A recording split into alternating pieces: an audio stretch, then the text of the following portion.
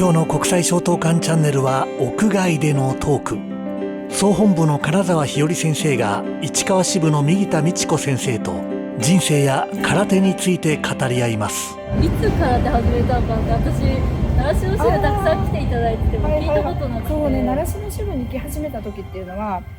ちょうど市川に住んでる時から引っ越しを、その時さくらに引っ越しをすることになって、こう通うのがすごい大変になってきてて、でそれと同時にもう自分の中でもなんかちょっともう空手熱というのかな、そういうのがこうちょっと下がってきた時で、さくらのどっか新しい道場に行こうかどうしようかって悩んでた時に有田さんに相談したら、うちに来るようにちょっと先生に頼んでみようかって言ってくれて、でそれで頼んでくれたのがもう10年以上前。あ、そうです。そうで、それで国際衝闘館自体もやめてしまうかとその時思ってたんです。ただ市川支部の人たちにちょっと相談したら、それがやめた方がいいと思う、こんな付き合い続けた方がいいって言われて、ですごい悩んで、市川支部にも在籍をしながら、近いので習志野にっていう感じで来始めたきっかけ、10年くらい前でございます。もっと毎回稽古に来てください。で習志野は平日月木で、ここは土曜日なんですね。で土日が仕事が休みなので、土曜日ももちろんこちらに来れますし、月木の仕事終わってからすぐ車で行ける時間なので、できるだけやっぱり稽古はしたいなって思った。で実は市川支部がコロナで閉鎖になったんですね。で閉鎖になって丸4年閉鎖になったんです。で市川支部やらないからで、やるならば個人エントリー全国にしても、市川支部で出てもいいけど、本当に私ともう一人、本当に2人で何人もでずっと道場をやってなくて、でもその時ももう市川支部なくなっちゃうかもしれない、で習志野支部ね、今行かせてもらったから習志野支部になるのかななんてちょっと思いながらその時の稽古をしてたんですけど、本当に2024年の時かな。でもう古くからやっている黒帯の人たちに相談して、先生に直談判しようと、再開をしてほしいと、で再開するにあたって私が責任を持って道場をまとめますという話を、直談判しに来ました、先生に。その時は市川支部の所属の生徒さんは何人ぐらい？その時はもうゼロです。ほぼというかもう4年間全く連絡を取れないというか取ってない状況で、でも自主練習だけはしてよかったので、上岡さんとかはもう毎週来て自主練習をして、他の方も自主練習だけは来てたという状況で、それこそ私は習志野に行かせてもらってて、他の人たちは松戸支部にも練習に行かせてもらって、いやバラバラになるのかなっていうちょっと思いもあったんですけど、でちょっと集まって先生に話するまで集まって、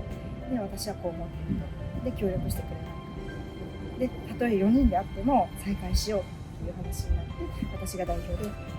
生にお伝えしたところいいですよということで、2024年の1月から再開したんです。ただそうなって3ヶ月後にちょっと先生がちょっと体調崩してしまって、ちょっとなかなか出てこれなくなったので、なおさら私が言った手前引っ張らなきゃいけないっていうのがあって、そこからも自分の中で自分だけの空手じゃないんだな、で市川支部のみんながその当時は4月の段階で24名だったかな、なんとか集めて再開しますって言って手を挙げて来てくださいって頼んで、24名ほどが集まってくれたので、その人たちのこともありますから、とにかく私がやらなきゃいけないっていう、そこで自分の中で空手に対する思いっていうのが変わったんです。でそこでやっぱりしっかりと稽古をすることで徐々に自分のレベルもアップできるようになってきて、で勝てるようにもなってきたっていうところで、2年半ぐらい真剣にやり始めてというのかな、真剣に言ったらおかしいですけど、ただ一生徒としてやるのではなくて、はいそのちょっと引っ張っていく立場としてで自分ができた先の大人が子供を教えてたように自分がやっぱりきちんとできてないと人にもやっぱり言えないし自分が勝っていかないと勝てよって言えないっていうのもあるのでちょっとそこは自分では頑張っていくしかないかなと。背中でそうですね。だから大田区もそう優勝できたんで。はい、いやそう大田区大会も優勝されてずっとチンテっていう方をなかなかこう多くの人がやらない方なんですけど大会ではそれをずっと何年かそうですね。コロナの時からちょっと始めてはいたんですけど、まあ、なかなかやっぱり自分の技術が全くこう未熟だなっていうのを感じているので、こう同じことやっても勝てない。じゃあちょっと違う方で自分の得意になれる方を練習したいなって思ってで今チンテを3年ぐらいそうですね去年ぐらいからデビューして素晴らしい方です。2024年から本当に自分のスイッチが変わったでやはりこう SK の今まで中のことが分からなかったものも自分がこう関わっていくことによってこういうふうに運営というかこういうふうにやっていけばいいんだなとかこういう協力が必要なんだとか何かできることはないかなっていうふうにこう考えていけるようにもなってきたかなと思うのでひより先生はじめ、ね、こういろんな先生方にサポートもいただいているので、支部として何かできることがあれば何かこう、協力という言い方ではあれですけどこう一緒に頑張っていきたいなっていうのを感じてます。よろしくお願いします。ありがとうございます。右田先生は、もちろんお仕事がありの上で、市川支部もされてるんですけど、お仕事プラスいろんな多趣味な方で、趣味ね。仕事は真面目にケアマネージャーっていう介護の専門職なんですけど、空手はもちろんもうこう一本あるんですけど、マラソンも結構好きではないんですけどこう達成感というかこう自分でもこうゆっくりでもゴールできるっていうそういう達成感があるので年に1回ぐらいフルマラソンにチャレンジしてフルマラソンすごい遅いんですけど42キロを走るためのトレーニングそれこそ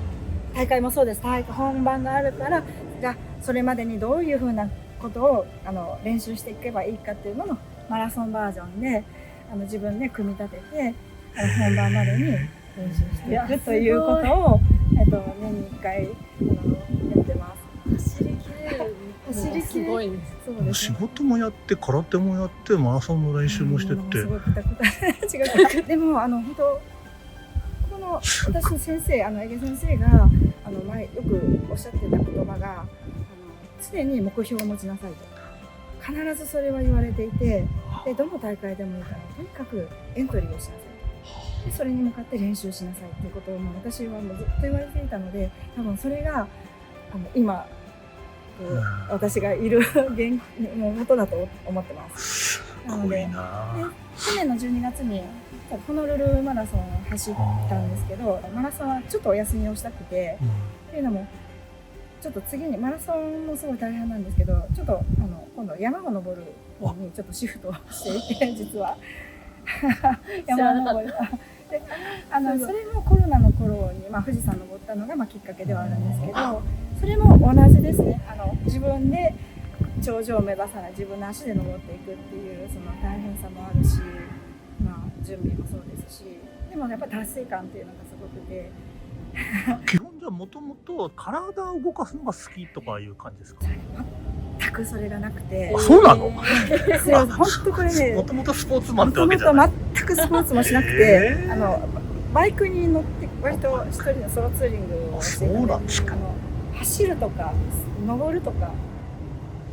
なぜこう走るものがあるのに自分なんだバイクとか車っていうね文明の利器があるのに自分で走んなきゃいけないんだ歩かなきゃいけないんだ登らなきゃいけないんだっていう随分変わりましたね。そういったトゲトゲですけど、はいはいはいでもやっぱ空手のおかげだと思いますよ。それこそ先生の常にそう目標を持ってやっていくっていうこととやっぱり自分と向き合うことが多いので。空手を始めたのは何年ぐらい前なんですか？ちょっと私もちょっとうろ覚えだったのでちょっとメモというか見てきたら、2004年の12月に入会になってて平成16年なんですけど、なんで2005年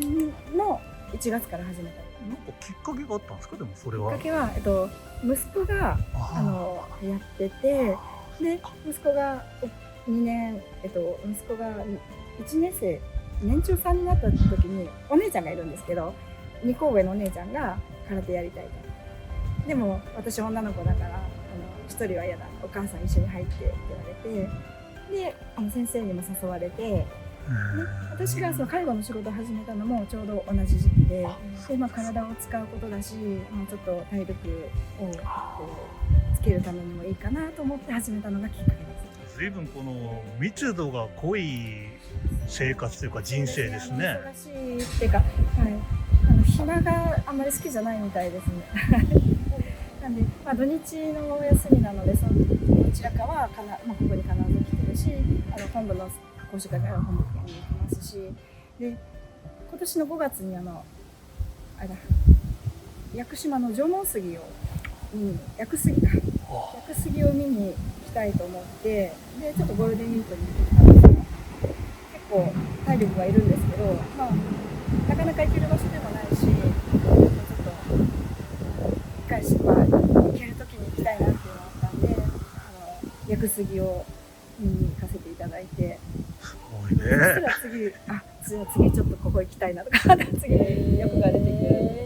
かっこいい。本当にみんなが一生懸命サポートしてくれますので、本